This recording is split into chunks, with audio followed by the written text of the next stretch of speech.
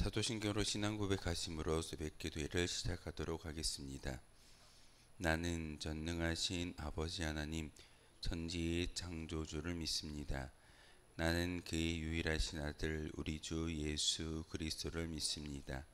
그는 성령으로 잉태되어 동정녀 마리아에게서 나시고 본디오 빌라도에게 고난을 받아 십자가에 못 박혀 죽으시고 장사된 지 사흘 만에 죽은 자 가운데서 다시 살아나셨으며 하늘에 오르시어 전능하신 아버지 하나님 우편에 앉아 계시다가 거기로부터 살아있는 자와 죽은 자를 심판하러 오십니다.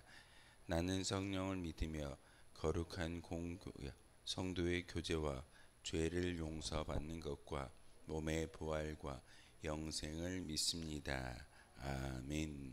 찬송가 327장입니다. 찬송가 327장.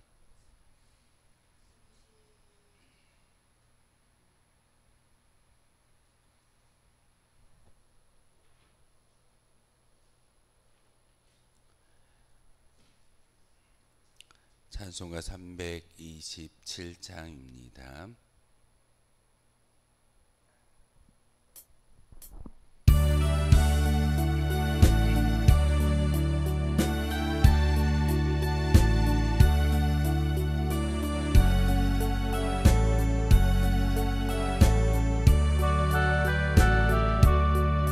주님 주실 화평 믿음 얻기 위해 나는 정성껏 기도했나.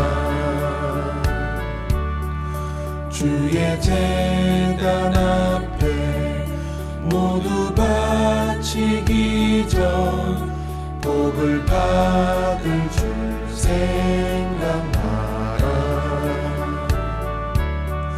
주의 제단에 산제사 드린 후에 주 내 맘을 주장하니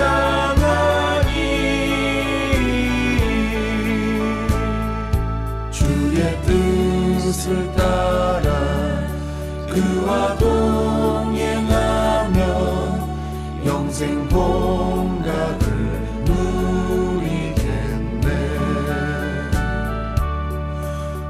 주의 밝은 빛에 항상 활동하며 선한 사업을 힘쓰겠나.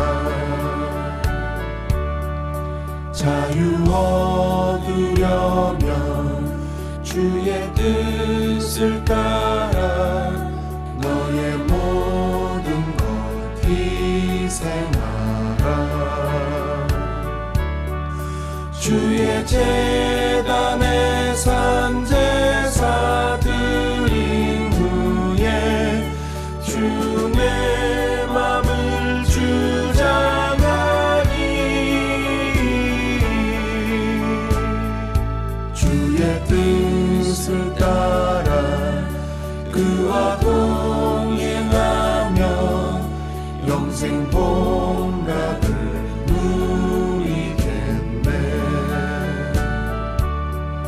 주의 제단 앞에 모두 바친 후에 주와 온전히 사귀겠네.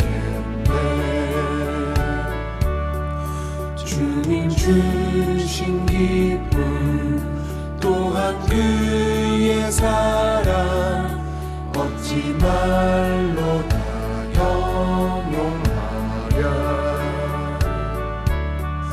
주의 제단에 산제사 드린 후에 주 내 맘을 주장하니 주의 뜻을 따라 그와 동행하며 영생 복락을 누리게.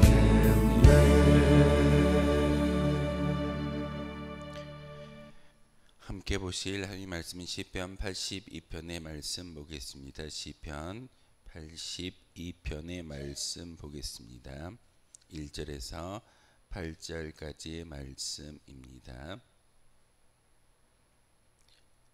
시편 82편 1절에서 8절까지의 말씀 한 절씩 교독으로 하나님의 말씀 받들어 읽겠습니다. 하나님은 신들의 모임 가운데에 서시며 하나님은 그들 가운데서 재판하시느니라.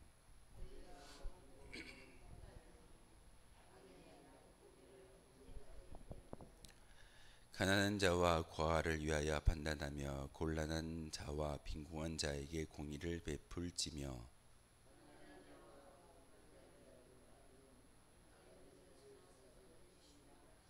그들은 알지도 못하고 깨닫지도 못하여 흑암 중에 왕래하니 땅의 모든 터가 흔들리도다.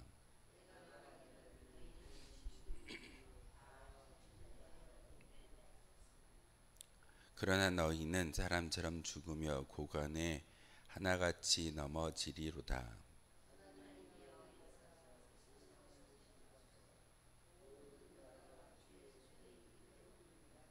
아멘. 시편 82편은 아삽이 지었던 시라고 기록되어져 있는데, 특별히 오늘은 이 시편의 말씀을 통해서 세상의 통치자들을 향하여 하나님께서 권세를 위임하셨고 그 통치자들이 하나님을 두려워할 줄 알아야 된다라는 것이 오늘 시편 82편의 주된 내용입니다. 1절에 보시면 하나님은 신들의 모임 가운데에 서시며 하나님은 그들 가운데서 재판한다라고 말씀을 전하고 있습니다. 여기에서 말하는 신들 가운데 하나님께서 서신다라는 것은 통치자들 가운데 서신다라는 그런 의미이기도 합니다. 신들 가운데라는 이 단어를 통해서 아삽은 이스라엘 모든 민족을 이야기하고 있고 이스라엘 모든 백성들 가운데 하나님께서 서시며 하나님이 그 모든 인간들을 판단하시며 재판하신다라고 말씀을 전하고 있습니다. 사실 하나님께서 권세자들에게 왕들에게 하나님의 권세를 위임하셨지만 그들에게 모든 것을 주시지 않으셨습니다. 결국은 왕들의 그 재판과 그 공의는 하나님을 통한 지혜와 권세를 통해서만이 베풀어지고 이 세상 가운데 전해져야 함을 이야기하고 있는데, 그 왕들이 스스로가 잘난 체하고 스스로가 힘이 있다라고 이야기하는 그런 오류를 범하고 있다는 사실입니다. 그래서 시편의 저자는 오늘 이 시를 통해서 세상의 통치자들, 특별히 왕들에게 너희들의 권세와 너희들의 판단은 합당하지 않다라고, 결국 하나님을 배제하고 하나님을 지워버리는 그 자리는 진정한 왕의 자리가 아님을 이야기하고 있습니다. 2절의 말씀을 통해서 너희가 불공평한 판단을 하며 악인의 납보기를 언제까지 하느냐라고 질문하고 있습니다. 그러면서 셀라라는 단어를 통해서 잠깐 멈춤의 이야기를 하고 있는데 질문합니다. 너희가 왕이라고 이야기하고 너희가 권세자라고 이야기하는데 너희들이 판단하는 그 모든 것들이 진정한 공의로운 판단과 하나님에 의한 진정한 재판이 너희에게 주어졌는지를 다시 한번 생각해 보라고 기회를 주고 있다는 사실입니다. 우리가 셀라라는 어떤 시편적인 용어를 통해서 잠시 멈춤의 이야기를 하고 있는데, 하나님은 우리에게 많은 어떤 역경과 고난과 시련을 통해서 다시 한번 하나님을 바라볼 수 있는 기회를 주신다라고 성경은 우리에게 말하고 있습니다. 왜 내게 어려움이 있을까요? 왜 내게 고난이 있을까요? 왜 내게 그런 시련과 많은 어떤 사건들을 통해서 잠시 멈추고 하나님을 바라볼 수 있게 하시는 은혜가 있을까요?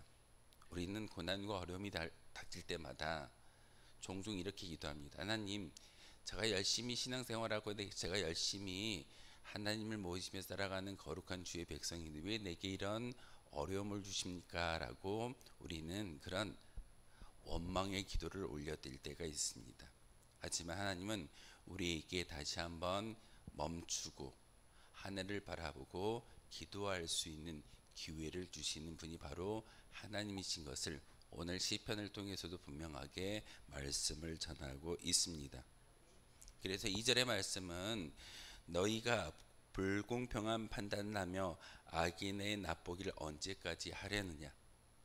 잘못된 길을 가고 있는 이스라엘 백성들을 향하여 다시금 불공평의 이야기가 아니라 악인들의 길을 따라가는 그런 어리석은 자가 아니라 다시금 하나님께서 그들에게 하나님을 바라볼 수 있는 은혜를 주신다라고 오늘 2절의 말씀을 통해서 우리에게 전하고 있습니다. 3절을 통해서는 가난한 자와 고아를 위하여 판단하며 곤란한 자와 빈궁한 자에게 공의를 베푼다라고 말씀을 전하고 있습니다. 왕이라는 권세를 너희에게 이양해 주고 너희에게 위임하였지만 너희들의 판단은 그릇되고 잘못되었다라고 말씀을 전합니다. 가난한 자, 빈궁한 자를 판단하는 것은 하나님이십니다. 아무리 권세자라 할지라도 또한 하나님의 능력을 이양받은 그런 사람이다 할지라도 그 판단은 하나님께 있음을 진정으로 올려드려야 합니다. 오늘 3절의 말씀에 가난한 자와 고아를 위하여 판단하는 자가 누구냐고 분명하게 제시를 하고 있는데 그 가난한 자와 고아를 판단하시는 분은 인간이 아니라 하나님이십니다. 가난한 자와 고아라고 표현되어져 있는 그 그룹은 하나님의 긍휼과 하나님의 위로를 받아야 할 대상인 것을 우리에게 전하고 있습니다. 우리의 시선으로 세상을 바라보는 것이 아니라 우리의 어떤 기준과 관점으로 세상을 판단하는 것이 아니라 하나님의 기준과 하나님의 관점으로 그 세상을 바라보고 판단할 수 있어야 함을 3절을 통해서 우리에게 전하고 있습니다. 그래서 곤란한 자와 빈궁한 자에게 공의를 베푸신다라고 말씀을 전하고 있는데 하나님이 판단하셨을 때 바로 그 모든 세상의 사람들이 곤란한 자이고 빈궁한 자임을 하나님은 잘 아시기에 그들에게 긍휼을 베풀어 주신다라고 말씀을 전하고 있습니다. 세상의 통치자들과 권세자들은 자기들의 이익을 위해서 이야기하고 이익을 추구하기 위해서 힘과 권력을 더 많이 쌓기 위해서 세력들을 모으는 것이 인간의 모습이지만 하나님은 그렇게 판단하지 않습니다. 인간 한 사람 한 사람을 바라보면서 저 사람이 어떻게 영적으로 가난한지 어떻게 영적으로 고아와 같은 그런 심정을 가지고 있는지를 하나님께서 판단하시고 그들이 하나님 판단 가운데 공평한 자이고 공고한 자라고 한다면 하나님은 그들에게 모든 것들을 다시 한번 긍휼함과 공의를 베푸신다라고 오늘 말씀을 통해서 전하고 있습니다. 5절의 말씀을 통해서 그들은 알지도 못하고 깨닫지도 못하여 흑암 중에 왕래하니 땅의 모든 터가 흔들린다라고 말씀을 전하고 있습니다. 세상의 군왕들아, 세상의 권력들아, 너희들의 무지를 다시 한번 자각할 수 있어야 된다라고 5절의 말씀을 통해서 우리에게 전하고 있습니다. 우리가 이 자리에 나와서 기도하는 또한 말씀을 다시 한번 묵상하는 의미가 무엇이겠습니까? 우리는 지혜로운 자가 될 수가 없습니다. 우리의 지식과 우리의 생각은 여전히 악인을 쫓아가는 그런 우를 범하는 연약한 존재입니다. 그러기에 그들은 알지도 못하고 깨닫지도 못한다라는 이 말씀을 통해서 하나님이 우리와 함께하지 아니하신다면 결국은 우리가 판단하는 모든 것들은 진정한 지식이 될 수 없고 지혜가 될 수 없음을 성경은 오늘 시편의 저자는 우리에게 전하고 있습니다. 그러기에 하나님 나와 동행하여 주십시오. 내 심령 가운데 내가 주인이 아니라 내 마음 가운데 성령의 충만함을 통해서 그 음성을 듣고 온전히 따라갈 때만이 진정한 하나님 나라의 백성으로 살아갈 수 있습니다 라는 것이 오늘 5절의 말씀의 의미이기도 합니다. 6절의 말씀에 보면 내가 말하기를 너희는 신들이며 다 지존자의 아들이라고 말하고 있습니다. 고대 근동의 많은 왕들이 스스로를 왕이라고 이야기합니다. 스스로를 신이라고 이야기합니다. 이스라엘 백성들을 400년 동안 다스렸던 그 애굽의 바로 왕이 어떻게 하던가요? 신의 대리자이면서 본인이 신이기 때문에 결국은 신의 말을 들어야 된다라고 이야기하는 것을 우리는 성경을 통해서 잘 보고 있습니다.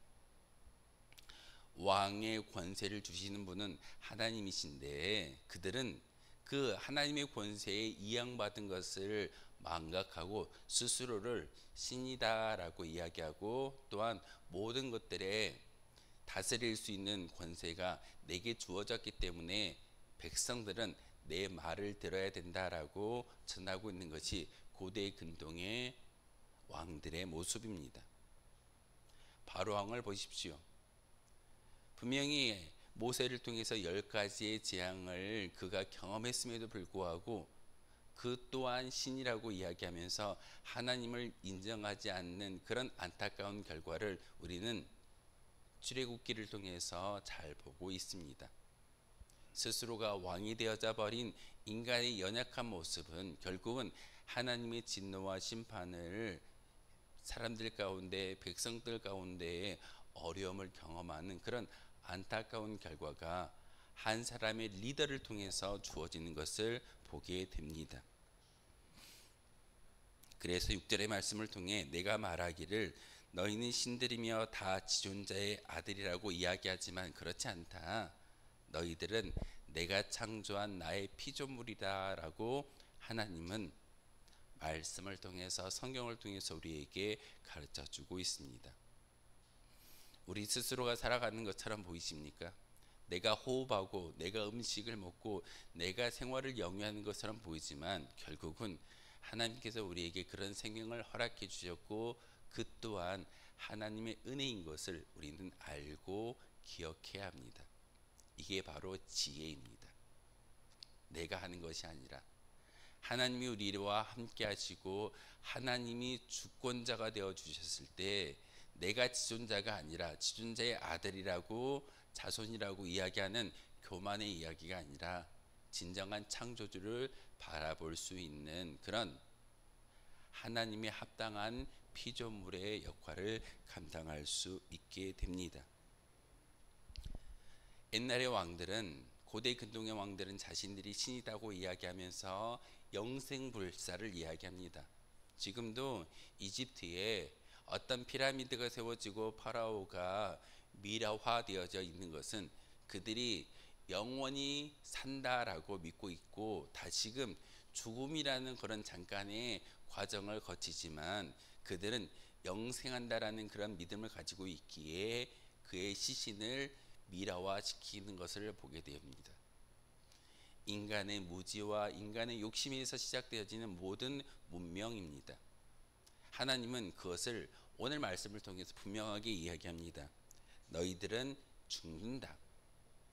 죄를 통하여 이 세상에 나왔기 때문에 죄의 결말은 죽음이다 라고 하나님께서 말씀하셨기에 사람은 반드시 죽습니다. 아무도 영생불사한 사람은 아무도 없습니다. 하나님만이 지금 우리 인간의 역사를 주관하시고 이끌어 가신다라는 것을 우리는 잘 알고 믿고 따라가는 그러한 삶이 우리의 모습이어야 합니다. 근데 우리는 종종 영원히 살 수 있을 거야. 내일이 있을 거야. 사실 내일도 우리의 교만일 수도 있습니다. 오늘 당장 이 순간 이 예배당 문 밖을 나가는 그 순간 하나님이 우리의 영혼을 데려가신다면 우리는 그대로 하나님을 따라갈 수밖에 없는 연약한 존재입니다. 그런데 우리는 어떻게 생각하고 있던가요? 오늘도 열심히 살 수 있을 거야. 내일도 다가올 거야. 많은 계획들을 세우지만 결국은 사람이라는 존재는 하나님께서 죽음이라는 그런 관문을 만들어 두셨고 결국은 죽을 수밖에 없는 인생이 사람인 것을 우리에게 가르쳐 주고 있습니다. 그것을 안다면 그 죽음의 관문을 우리가 바라보고 그곳을 향하여 나아간다면 그 죽음을 어떻게 준비하느냐가 바로 우리의 믿음의 모습입니다. 믿음을 준비하고 하나님 앞에 가야 할 것을 준비하는 것이 성도의 모습이고 신앙인의 모습입니다. 권세자들과 왕들은 자기가 가지고 있는 권세와 왕위의 어떤 힘 때문에 결국은 하나님을 바라보지 못하고 교만한 것이 그들의 모습입니다.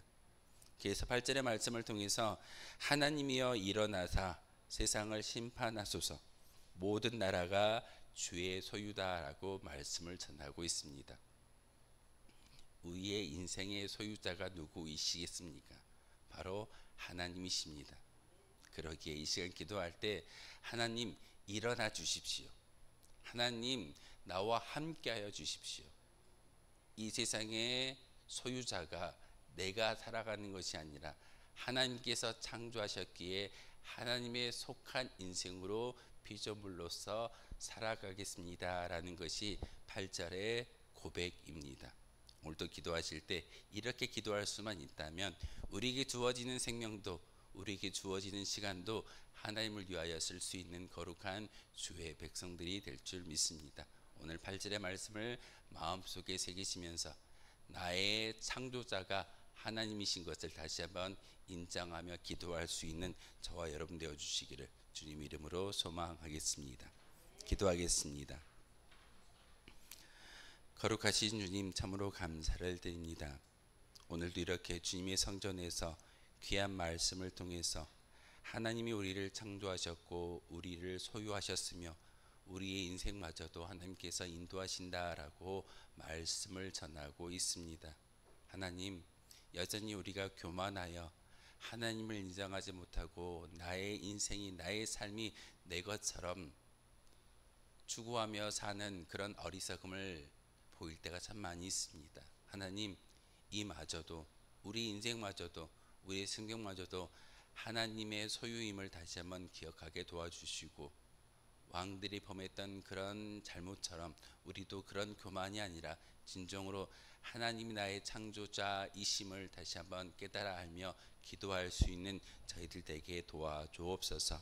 하나님 다시 한번 이 시간 우리의 기도에 간구에 귀 기울여 주시고 응답하여 주심으로 오늘 하루도 믿음을 지키며 하나님 나라에 갈 수 있는 그 믿음을 소유할 수 있는 거룩한 주의 백성들이 바로 우리인 것을 깨달아 알게 하시며 기도를 통해서 하나님께 나아갈 수 있는 저희들 되게 도와주옵소서.